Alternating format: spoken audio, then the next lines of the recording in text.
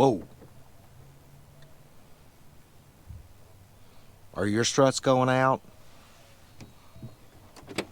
Yep, these are. So we're going to replace these struts. It's so easy to do, you can do it yourself at home.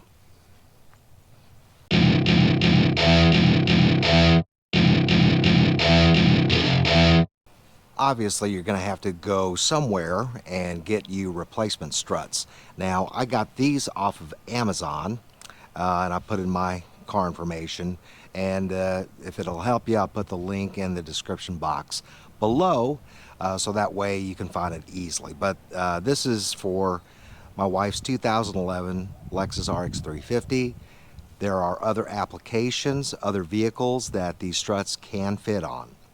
So let's go ahead and swap them out. Now, ideally, all you need is a screwdriver, okay? Before you attempt to uninstall or detach the old strut, make sure the new strut is going to be similar, or at least have the right application, okay? Now, bear in mind, this rear hatch, I have no idea how much it weighs. So you probably want to give it some kind of a prop or support so that when you remove the strut and do it one at a time, it doesn't come crashing down on you, okay? So we've got a retaining clip right here, and we're just gonna pull it towards us. Let's see if I can get a better shot of this. I need a skinnier screwdriver. Or I'm gonna use my little needle nose pliers.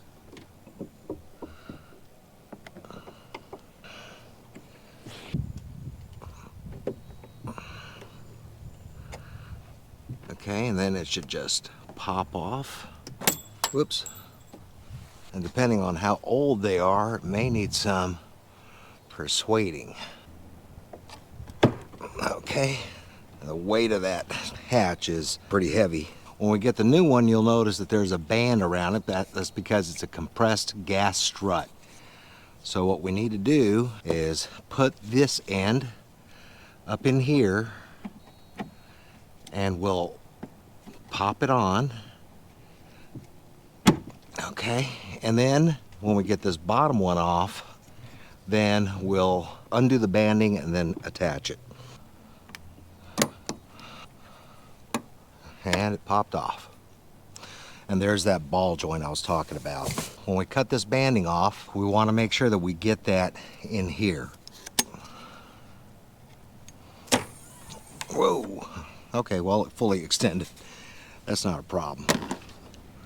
So what we got to do is get up underneath here, push the hatch all the way up,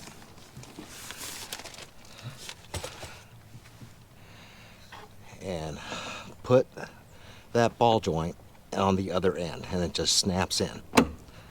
Just replacing that one strut has given it a lot more strength. Holy moly. All right, so now we're going to do this one.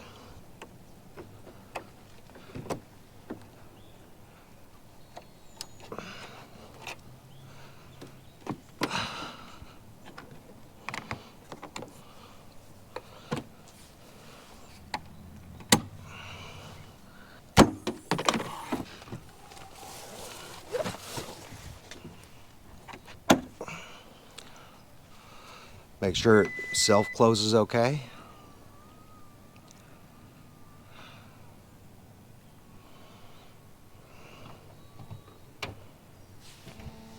That's great.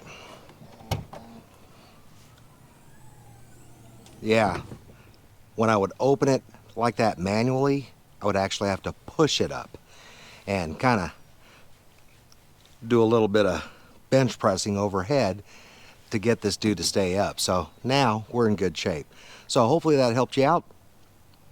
If you have any questions or comments, put them in the comments box below. Otherwise, until next time, see ya.